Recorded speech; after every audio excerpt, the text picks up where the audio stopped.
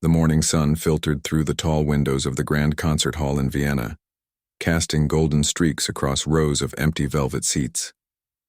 In a few hours, those seats would be filled with music lovers, critics, and curious onlookers. But right now, only a handful of people occupied the massive space, and the tension among them was thick enough to cut with a knife. 3 pianists sat backstage, each lost in their own thoughts. They weren't nervous about performing. These were seasoned professionals who had played in front of thousands. No, what made their hands tremble slightly wasn't stage fright. It was the sheet music sitting on the piano bench. 23 pages of the most complicated musical notation any of them had ever seen. The Vienna International Piano Competition had been running for 47 years. It was one of those events where careers were made or broken. Win here and concert halls around the world would want you. Even placing in the top 5 could change a musician's life forever. But this year something was different. Something that had everyone talking in hushed, worried tones. 2 months earlier, a maintenance worker had been cleaning out the basement of an old monastery just outside Vienna. Hidden behind a loose stone in the wall, he found a wooden box. Inside that box, wrapped in cloth that crumbled at his touch, was a musical manuscript. The pages were yellowed with age, covered in handwritten notes and complex musical symbols. Experts were called in. After weeks of careful study, they determined it was genuine, probably written sometime in the late 1700s. The composer's signature was smudged and unreadable, but the style suggested someone who had studied under the great masters of that era. The competition organizers saw an opportunity. They decided to include this mysterious piece as the final challenge. It would be the ultimate test of skill. Whoever could master this forgotten composition would prove themselves worthy of the grand prize. It seemed like a brilliant idea at the time, but nobody expected what happened next. The first pianist to attempt it was a woman from Russia who had been playing since she was 4 years old. She had won competitions in Moscow, Paris, and New York. Her fingers could fly across the keys faster than most people could follow. She studied the manuscript for 2 weeks, practicing 8 hours a day. When she finally sat down to perform it, confidence radiated from her. The first page went well. The second page had a few stumbles. By the third page, she stopped completely, her hands frozen above the keys. She looked at the judges with an expression that was part confusion, part frustration. After a long moment, she stood up, bowed slightly, and walked off stage without a word. The second pianist was a young man from Brazil who was known for his ability to play incredibly complex modern compositions. If anyone could handle this piece, people thought it would be him. He spent 3 weeks with the manuscript, filling notebooks with analyses of the chord progressions and rhythm patterns. He even consulted with music theory professors from 2 different universities. When his turn came, he made it further than the first pianist. He got through 5 pages before the piece defeated him. There was a section where both hands had to play completely different rhythms at the same time, while also crossing over each other repeatedly. His left hand would be playing in groups of 3, while his right hand played in groups of 5, and they had to switch positions every few measures. It was like trying to pat your head and rub your stomach while juggling. He tried 4 times to get through that section. Each time he lost the rhythm or his hands collided awkwardly. Finally, he shook his head and left the stage looking exhausted and defeated. One after another, the world's finest pianists tried and failed. A professor from Germany who had taught at conservatories for 30 years couldn't make sense of the tempo changes. They seemed random, with no pattern he could identify. A concert pianist from South Korea, famous for her perfect memory, found that memorizing the piece was nearly impossible. Every time she thought she had it, the patterns would shift in ways her brain couldn't hold on to. A jazz musician from New Orleans, known for his improvisational skills, thought maybe his flexible approach would help. It didn't. The piece required absolute precision in places where precision seemed mathematically impossible. By the 3rd day of the competition, the mood in the concert hall had shifted from excitement to something close to despair. The audience had come expecting to witness greatness. Instead, they were watching master after master admit defeat. Some people started leaving early, disappointed. Others stayed out of morbid curiosity, wondering if anyone would actually complete the piece. The judges sat at their long table at the front of the hall, looking increasingly uncomfortable.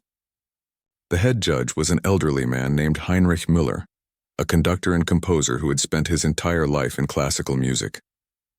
He had judged competitions for over 20 years and thought he had seen everything. But this situation was unprecedented. He kept glancing at his fellow judges, all of them wearing similar expressions of concern and bewilderment. During a break, the judges huddled together for an emergency discussion. Their voices were low, but a few reporters with good ears caught fragments of the conversation. Words like unreasonable and possibly a hoax floated through the air. One judge suggested that maybe the manuscript was never meant to be played. Perhaps it was just a theoretical exercise, something a composer had written to explore musical ideas without ever intending for it to be performed. Another judge wondered if maybe the notation had been copied wrong at some point, introducing errors that made it unplayable. Maestro Müller listened to all of this, his weathered face growing more troubled by the minute. He loved music with a passion that hadn't dimmed in his 73 years of life. The idea of giving up, of admitting that a piece of music was beyond human capability, felt like a personal failure. But he also had a responsibility to the competition and to the musicians who had worked so hard. When the break ended and the audience settled back into their seats, Maestro Müller stood up. The concert hall fell silent. 800 pairs of eyes focused on the distinguished old man as he walked slowly to the center of the stage. His footsteps echoed in the quiet. When he reached the microphone, he paused, seeming to gather his thoughts. Then he spoke, his voice heavy with regret. He explained that after careful consideration, the judges were contemplating removing the mysterious manuscript from the competition. It had proven too difficult, perhaps impossibly so. It wouldn't be fair to the competitors to judge them on a piece that might not even be playable. He apologized to the audience, to the musicians who had tried so valiantly, and to the memory of whatever long-dead composer had created this puzzle of a composition. Before making a final decision, though, he asked one last question. His voice carried a note of hope, small but genuine. Was there anyone else who wanted to attempt the piece? One more try before they retired it forever and moved on with the competition? For a long moment, nobody moved. The silence stretched out, heavy and awkward. People looked at each other, wondering who would be brave or foolish enough to volunteer for certain failure. Then, from the very back row of the concert hall, a small hand rose into the air. All heads turned toward the back of the concert hall. At first, people couldn't quite make out who had raised their hand. The lighting in the rear section was dimmer, and there were still a few hundred people scattered throughout the seats. Then slowly, a small figure stood up. She was tiny. Even standing, she barely rose above the seatbacks in front of her. She wore a simple yellow dress with white flowers on it, the kind you might see at any children's store. Her black hair was pulled back with 2 clips, and she clutched a small stuffed rabbit in one hand. She couldn't have been more than 8 or 9 years old. A ripple of confused murmuring spread through the audience. Several people let out nervous laughs, thinking perhaps this was some kind of joke. A few looked around, expecting the child's parents to pull her back down into her seat and apologize. But the little girl just stood there, her hand still raised, her expression serious and determined. Maestro Müller squinted toward the back row, his hand shading his eyes from the stage lights. He looked genuinely puzzled. One of the younger judges leaned over and whispered something to him, probably suggesting they politely decline and move on. But the old conductor held up his hand asking for quiet. "Young lady," he called out, his voice amplified by the microphone. "Did you wish to say something?" The girl nodded. Then, in a clear voice that carried surprisingly well through the large space, she said, "I would like to try playing the piece." "Please." More laughter erupted from the audience, though some of it sounded uncomfortable now. This was awkward. How do you tell a child no in front of hundreds of people? A woman sitting near the girl, presumably her mother, tugged gently at her dress, trying to get her to sit back down. But the girl remained standing, waiting for an answer. Maestro Müller's face went through several expressions in quick succession. Confusion, concern, something that might have been amusement. He glanced back at his fellow judges. One of them shook his head firmly. Another shrugged as if to say, what harm could it do? A third judge, a woman who taught at a music academy in Paris, leaned forward and spoke quietly but urgently, probably reminding them about competition rules and insurance liability, and a dozen other practical concerns. The old conductor looked back at the small figure in the yellow dress. There was something about the way she stood there so calm and patient that made him hesitate. He had spent his entire life around musicians, and he had developed an instinct for recognizing when someone had genuine passion for music. It was in their eyes, in the way they carried themselves, and something in this child's steady gaze made him pause. "This is most irregular," he said finally, speaking to the audience as much as to the girl. "This is a professional competition with specific rules and requirements." The girl nodded again as if she understood perfectly. But she didn't sit down or lower her hand. Maestro Muller sighed. He was old enough that he didn't worry too much about what people thought anymore, and he had always believed that music belonged to everyone, not just the formally trained elite. Besides, what was the alternative? End the competition on this note of defeat? At least this would provide a moment of lightness before they moved on. "Very well," he said, and several judges behind him made sounds of protest. He waved them off. "Young lady, please come down to the stage." The girl's face lit up with a smile. She said something to her mother, who looked absolutely mortified, then carefully made her way out of the row and into the aisle. The walk down to the stage seemed to take forever. Her small legs carried her past rows of staring faces. Some people smiled at her encouragingly. Others looked away, embarrassed for what they assumed was about to happen. A few pulled out their phones, ready to record what they thought would be either adorable or cringeworthy, depending on your perspective. When she finally reached the stage, a staff member had to help her up the steps. Her patent leather shoes made little clicking sounds on the polished wood floor as she walked toward the grand piano. The massive instrument looked even more enormous next to her small frame. Maestro Muller bent down slightly to speak with her at eye level. "What is your name, my dear?" he asked gently, away from the microphone. "Yuki," she answered. "Yuki Tanaka. I'm from Osaka. And how old are you, Yuki?" 8. I'll be 9 in 2 months. The maestro smiled, though his eyes still held concern. "Have you played piano before?" "Yes, sir. Every day." "And you've been watching the competition?" Yuki nodded enthusiastically. "I watched everyone try the piece. I've been here since the first day." Maestro Muller glanced toward the back of the hall, where he could just make out a woman with her face in her hands. That must be the mother. Next to her sat a teenage boy who looked equally shocked. "Are you here with your family?" he asked. "Yes, my brother is in the junior competition. He plays in 2 days. My mother brought me along because she didn't want to leave me at the hotel."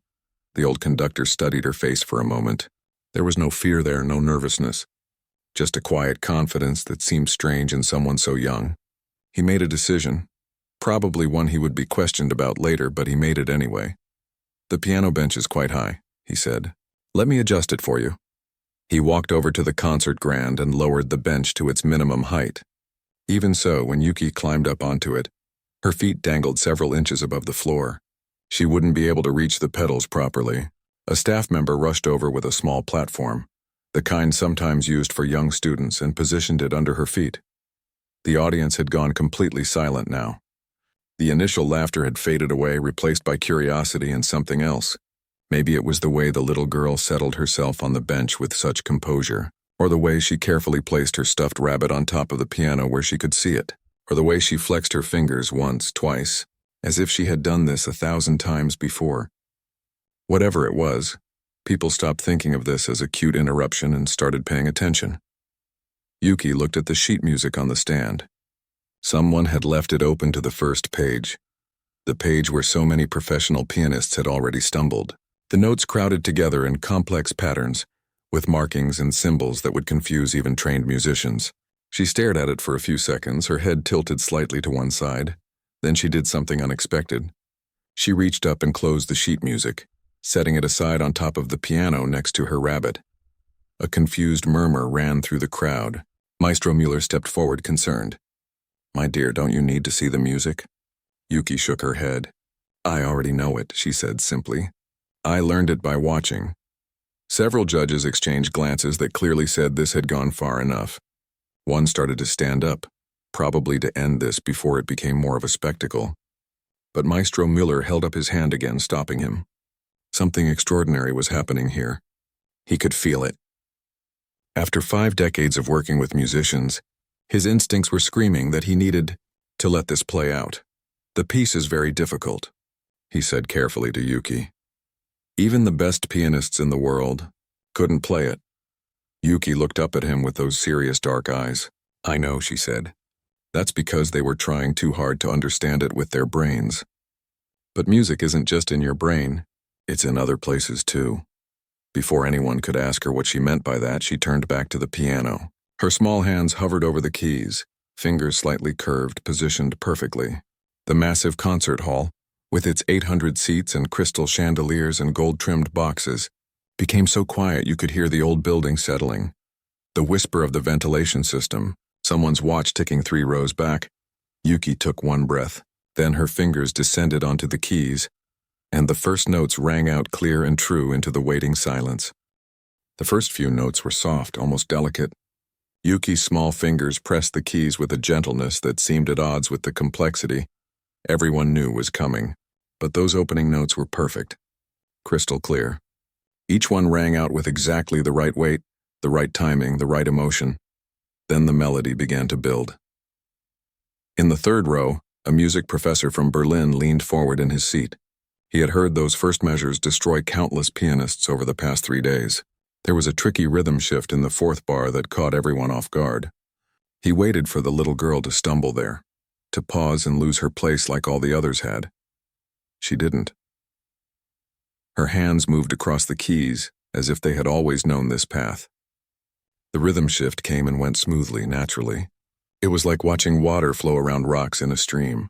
There was no hesitation, no moment of confusion, just pure flowing music. By the end of the first page, people in the audience were sitting up straighter. The amused smiles had vanished from their faces. Something was happening here, something none of them had expected. Yuki's mother, still sitting in the back row, had her hands pressed to her mouth. Her son, who had been slouched in his seat with teenage embarrassment, was now gripping the armrests and staring at the stage with wide eyes. Neither of them could quite believe what they were seeing. The second page was where the Russian pianist had started to struggle. This was the section with the unusual chord progressions, the ones that seemed to lead nowhere and everywhere at the same time. Yuki's left hand reached across to the lower keys, playing deep bass notes that resonated through the wooden body of the grand piano. Her right hand danced in the higher registers, creating a melody that somehow made perfect sense despite its strangeness. The two hands were having a conversation, one asking questions in minor chords, the other answering in unexpected ways. A woman in the front row, a music critic who had written harsh reviews about the world's finest orchestras, found tears welling up in her eyes. She blinked them away quickly, confused by her own reaction. It had been years since music had moved her like this. The third page arrived. This was where the Brazilian pianist had stopped, defeated by the section where both hands had to play completely different rhythms while crossing over each other. Everyone in the hall who knew anything about piano tensed up. This was it. This was where the little girl's brave attempt would finally end. Yuki's hands began to move in opposite directions, her left hand playing groups of 3 notes while her right hand played groups of 5. It looked impossible. It should have been impossible. But somehow, incredibly, the rhythms locked together like gears in a perfectly made watch. Then her hands started crossing. Left over right, right over left, weaving between each other in a pattern that seemed choreographed. Not once did they collide or fumble. It was like watching a dancer who had practiced the same routine for years, every movement precise and intentional. Maestro Müller, standing just off stage, felt his breath catch in his throat. In his 73 years of life, he had heard music performed by the greatest masters who had ever lived. He had conducted orchestras in Vienna, Milan, and New York. He had heard recordings of legendary performers from generations past. But this was something different. This was music being played not as a technical achievement, but as a natural expression, the way birds sing without thinking about pitch or rhythm. The fourth page presented new challenges. The tempo changes that had confused the German professor now flowed past as if they were the most natural thing in the world. Where others had tried to count and calculate, Yuki simply felt the music. When it needed to speed up, it sped up. When it needed to slow down, it slowed down. She swayed slightly on the bench, her whole body moving with the rhythm. Her eyes were half closed now, a small smile playing at the corners of her mouth. In the fifth row, a young pianist who had failed this piece just yesterday watched with a mixture of awe and devastation. He had spent 3 weeks studying every measure, analyzing every chord, trying to unlock the secrets through pure intellectual effort. And here was this child playing from memory, making it look effortless. He felt something shift inside him, some fundamental assumption about how music worked crumbling away. The piece continued to unfold. Page after page of impossibly complex notation transformed into something beautiful and alive under Yuki's small hands. There was a section in the middle where the melody seemed to fragment, breaking apart into individual notes that scattered across the keyboard like drops of water. Most pianists had tried to hold these fragments together through force of will, through precise control. Yuki let them scatter. She let them be broken. And somehow in that brokenness there was a haunting beauty that made people's hearts ache. An elderly woman 3 rows from the back closed her eyes and let the music wash over her. She had been coming to this competition for 20 years, ever since her husband died. He had been a musician, a violinist who had loved classical music with a passion that had filled their home with joy. Listening to this child play, she felt her husband's presence so strongly it was almost physical. This was why he had loved music. This was what he had tried to explain to her all those years. Music wasn't about perfect technique or flawless execution. It was about touching something true and deep in the human spirit. The judges at their long table sat in various states of shock. 2 of them had stopped taking notes entirely. One was openly crying, not bothering to wipe the tears from his weathered cheeks. Another sat with his mouth slightly open, his pen forgotten in his hand. The woman from Paris who had objected to letting Yuki play now leaned forward with her elbows on the table, her professional composure completely abandoned. The music built toward its climax. This was the part that had defeated everyone, even those who had made it this far. There was a passage here that required both hands to play massive chords, jumping across huge intervals on the keyboard, maintaining impossible speed while also conveying deep emotion. It was the kind of passage that usually required hands much larger than Yuki's, arms much longer, muscles much stronger. Yuki's hands stretched as far as they could reach. Some of the chords were simply too big for her small fingers, but instead of letting this stop her, she did something clever. She broke some of the chords into quick arpeggios, playing the notes in rapid succession instead of all at once. It should have sounded wrong. It should have broken the music. But the way she did it, the way she connected each note to the next, it sounded like that was how the piece had always meant to be played. It sounded right in a way the original notation never had. The final page approached. Everyone in the hall was holding their breath now, afraid that any sound might break whatever spell had been cast. The music had been building for 7 minutes, growing more intense, more passionate, more alive with each passing moment, and then, with a series of cascading notes that seemed to fall like rain, like stars, like tears, the piece came to its conclusion. Yuki's hands moved up the keyboard one final time, drawing out the last melody with such tenderness it felt like a goodbye. The final chord rang out suspended in the air, filling every corner of the vast concert hall. Her hands lifted from the keys. The sound faded slowly, reluctantly as if it didn't want to leave. And then there was silence. Complete, absolute silence. Nobody moved. Nobody breathed. The moment stretched out, hanging there like the last note had, suspended between one heartbeat and the next. Then Maestro Mueller began to clap. His old hands came together slowly at first, then faster, harder. The sound broke the spell. The audience erupted. The applause started as a rumble and grew into a roar. People jumped to their feet, some so quickly they knocked programs in bags onto the floor. The standing ovation swept through the concert hall like a wave, starting from the front rows and spreading backward until every single person was on their feet. The sound was deafening, bouncing off the ornate ceiling and walls, filling the space with thunderous appreciation. Yuki sat very still on the piano bench, looking a bit confused by the reaction. She glanced at her stuffed rabbit sitting on top of the piano, as if seeking reassurance. Then she looked out at the sea of standing, clapping people and offered a small, uncertain smile. She wasn't used to this kind of attention. Maestro Mueller walked onto the stage, his face wet with tears he wasn't bothering to hide. He approached Yuki and did something he had never done in 40 years of judging competitions. He bowed to her, a deep, respectful bow that spoke of genuine admiration. When he straightened up, he helped her down from the bench and held her hand as they faced the audience together. The applause continued for nearly 5 minutes.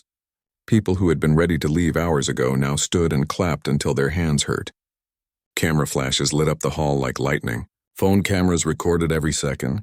In the back row, Yuki's mother was crying openly, while her brother kept shaking his head in disbelief, muttering, "That's my sister," over and over.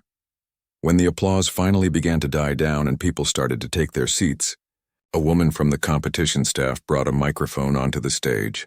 News reporters had already begun pushing their way toward the front, questions ready. The head judge tried to restore some order, but it was chaos. Everyone wanted to know the same things. Who was this child? Where had she trained? What academy had produced such talent? A reporter from a major Austrian newspaper managed to reach Yuki's mother first. The woman was still wiping tears from her face when the microphone was thrust in front of her. "Ma'am, your daughter is extraordinary. Which music school does she attend? Who is her teacher?" Yuki's mother looked at the reporter, then at the crowd of people pressing closer, all waiting for her answer. She seemed overwhelmed by the attention. She doesn't go to a music school," she said quietly. The reporter leaned in, not sure he had heard correctly. "I'm sorry, could you repeat that?" "Yuki doesn't attend a music academy. She's never had formal lessons." The noise in the hall changed. The excited chatter dropped to confused murmuring. The reporter looked skeptical. But surely she must have studied with someone. A private instructor? Even if not at an academy, someone must have taught her. Yuki's mother shook her head. No one taught her. She learned by herself. More reporters crowded in now, all of them firing questions at once. How was that possible? Where did she practice? When did she start? The mother looked like she might be crushed by the press of bodies, but her son stepped forward protectively, helping her back away from the crowd. On stage, Maestro Mueller had gently guided Yuki to a chair and was speaking with her quietly. One of the other judges brought her a glass of water. She sipped it while the chaos swirled around her, still looking more confused than excited by all the fuss. Finally, the competition organizers managed to set up a proper press area. They brought Yuki and her mother to a table on the stage with microphones. Security kept the crowd at a reasonable distance. The questions came rapid fire, but one of the organizers acted as a moderator, making sure things stayed orderly. "Mrs. Tanaka," a reporter called out, "can you tell us about Yuki's musical background?" Her mother took a deep breath. "Yuki has loved music since she was very small. When she was 3 years old, she became obsessed with piano videos on the internet. We had an old tablet and she would watch piano performances for hours. At first, we thought it was just a phase, the way children sometimes fixate on dinosaurs or princesses. But with Yuki, it never stopped. When did she start playing? We couldn't afford a real piano. My husband works 2 jobs and I clean office buildings at night. We barely make enough to cover our rent and expenses. But for Yuki's 4th birthday, we bought her a small electronic keyboard. It cost about $60, the cheapest one we could find. It only had 61 keys instead of the full 88. She taught herself to play on that." The reporters scribbled notes furiously.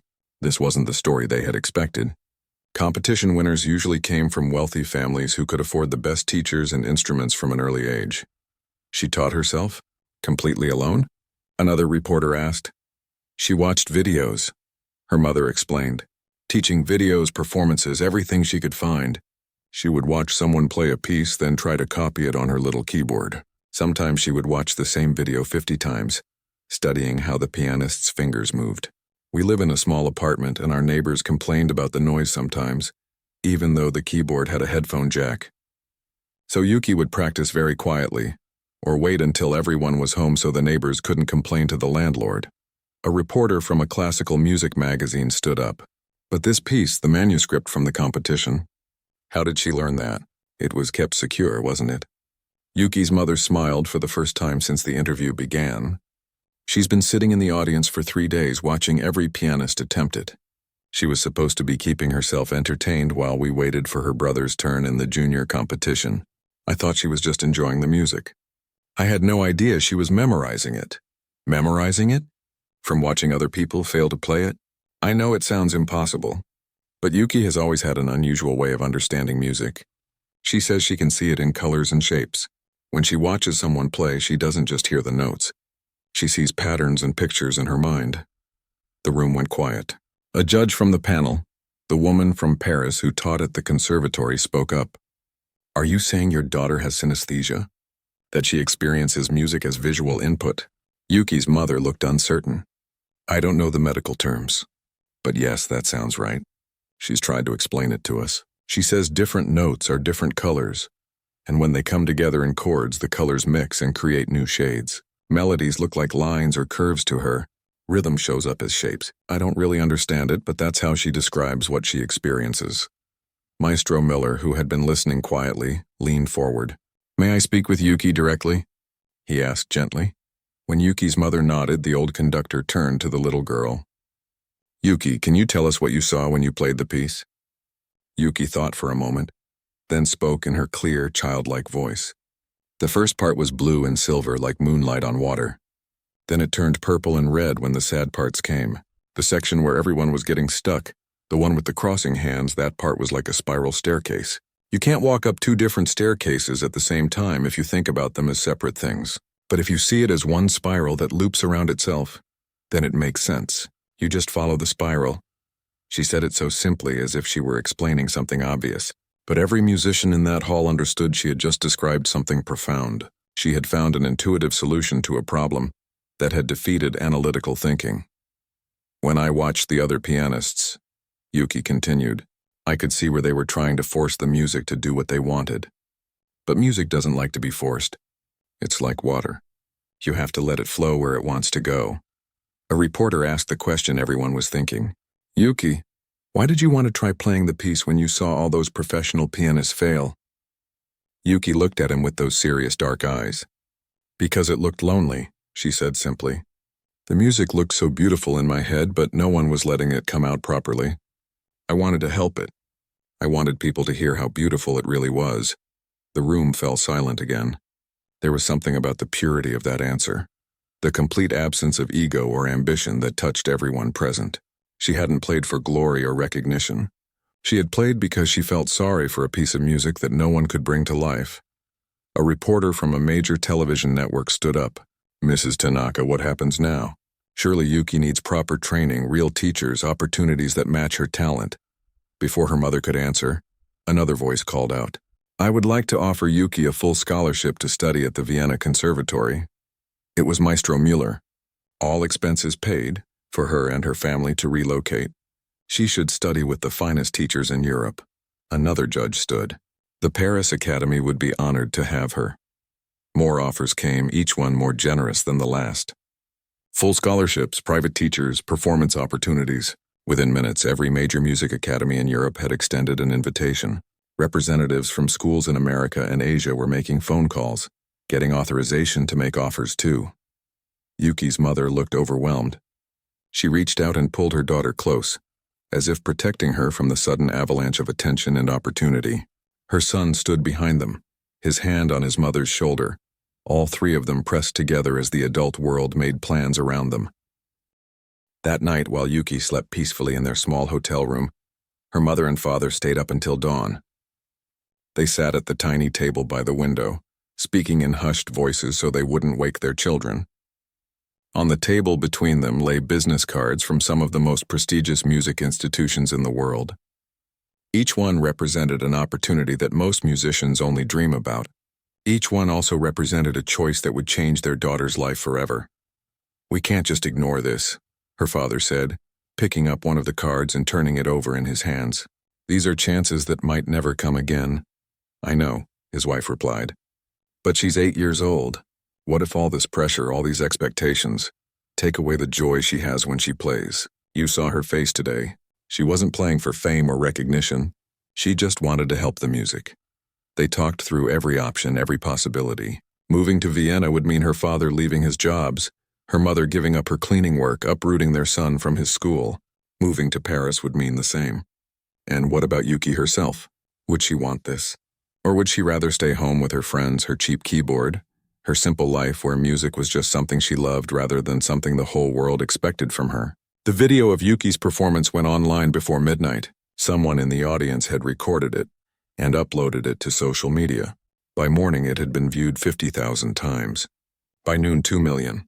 By the end of the week, over 50 million people had watched the 8-year-old girl play the impossible piece. The video spread across every platform, shared by musicians and non-musicians alike. Classical music accounts analyzed her technique. Parents showed it to their children as inspiration. People who had never listened to classical music in their lives found themselves moved to tears, watching this small girl create something beautiful. The comments sections filled with thousands of messages. Professional pianists admitted they had watched the video multiple times, trying to understand how she made it look so effortless. Music teachers debated what her performance meant for traditional teaching methods. Some argued that she proved formal training wasn't everything. Others insisted she was a rare exception, not a rule. But everyone agreed on one thing: what they had witnessed was extraordinary. News outlets picked up the story. Major newspapers ran features about the self-taught prodigy from Osaka. Television programs invited the family for interviews. Magazine covers featured Yuki's photo, her serious expression and yellow dress becoming iconic images. The story had everything people loved: an underdog, impossible odds, natural talent triumphing over trained expertise, and a child whose humility made her success even more remarkable. But amid all the attention and offers, Yuki's parents had to make a decision. They consulted with teachers, psychologists who specialized in gifted children, and even other families who had raised musical prodigies.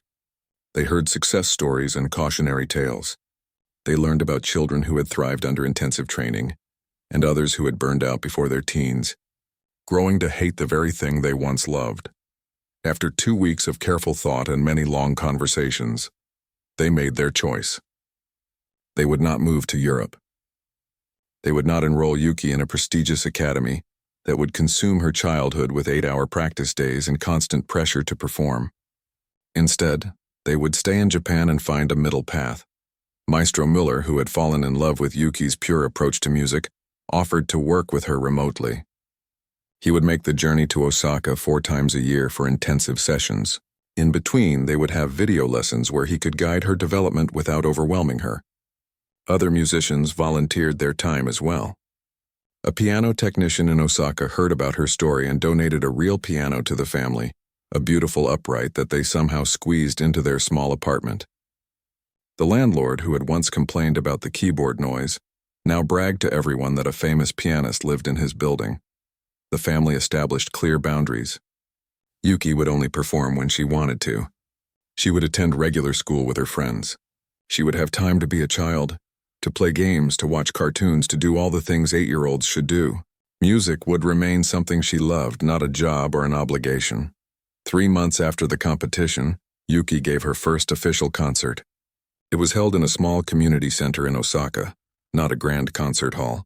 Tickets were free, though donations were accepted for a local children's charity. The room sat only 200 people, but requests for seats numbered in the thousands. Her mother handled the lottery system that determined who could attend, making sure some spots were reserved for children from families who could never afford concert tickets. The performance was magnificent. Yuki played a mix of classical pieces and a few modern compositions. She made mistakes here and there, little fumbles that a professional might have avoided, but those imperfections somehow made the performance more real, more human. When she finished, she took a quick bow and then ran off stage to hug her mother, just like any child would. The mysterious manuscript that had started everything was analyzed by musicologists from 3 different universities. They confirmed it was authentic, written in the late 1700s by a student of Mozart named Johann Hummel. He had created it as what he called a supreme challenge, an exercise designed to push the boundaries of what was theoretically possible on piano. It was never meant to be performed in public. For over 2 centuries it had sat in that monastery, waiting for someone who could see past the technical impossibility to the music hidden underneath. The manuscript now sits in a music museum in Vienna, displayed under glass. Next to it is a photo of Yuki at the piano, her stuffed rabbit visible on top of the instrument. A small plaque tells the story of the day an 8-year-old proved that sometimes the most difficult problems require not more training or more analysis, but a completely different way of seeing. 5 years passed. Yuki grew into a confident 13-year-old who still practiced on her donated piano every day.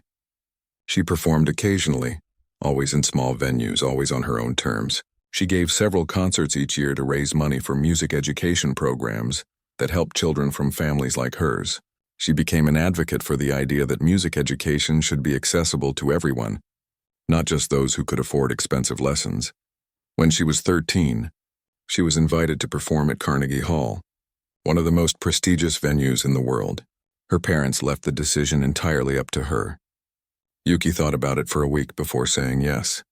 The concert sold out in minutes. People flew in from around the world to hear her play.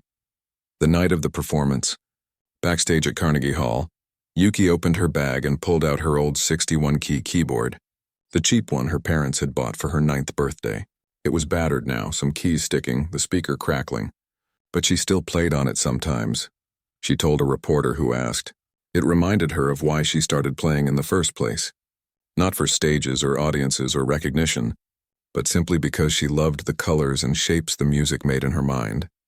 The Carnegie Hall performance was everything her first viral performance had been and more. She played both classical masterpieces and contemporary pieces, even premiering a composition written specifically for her by a young composer from Brazil. When she finished her final piece, the standing ovation lasted 10 minutes. Critics called it one of the finest piano performances they had ever witnessed. But perhaps the most meaningful moment came after the concert, during the meet and greet. A young girl, maybe 7 years old, approached Yuki shyly. She wore a dress that had been carefully mended, and she clutched her parents' hand tightly. "I want to play piano like you," the little girl whispered, "but my family can't afford lessons." Yuki knelt down to her eye level, just as Maestro Mueller had done for her 5 years earlier. "Do you love music?" she asked gently. The girl nodded vigorously.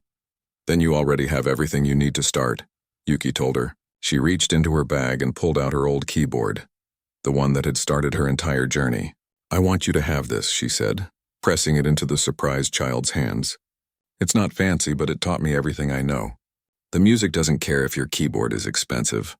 It only cares if you listen with your heart." The little girl's parents tried to protest, saying they couldn't possibly accept such a gift, but Yuki insisted. "Pass it on when you're done with it," she said with a smile. "Let it help someone else discover their colors." Back in Vienna, in the concert hall where it all began, the piano Yuki had played that day remains special. It's used for performances regularly, but the staff takes extra care with it. Sometimes young pianists who are about to compete will ask to touch it, hoping some of Yuki's magic might rub off on them. The bench is still set at the lowest position, just as it was adjusted for an 8-year-old girl. And on top of the piano, in a small glass case, sits a stuffed rabbit. A gift from Yuki on her last visit to Vienna. It watches over every performance, a reminder that greatness doesn't always come from where we expect it. It reminds everyone who sees it that sometimes the most beautiful music comes not from following all the rules, but from following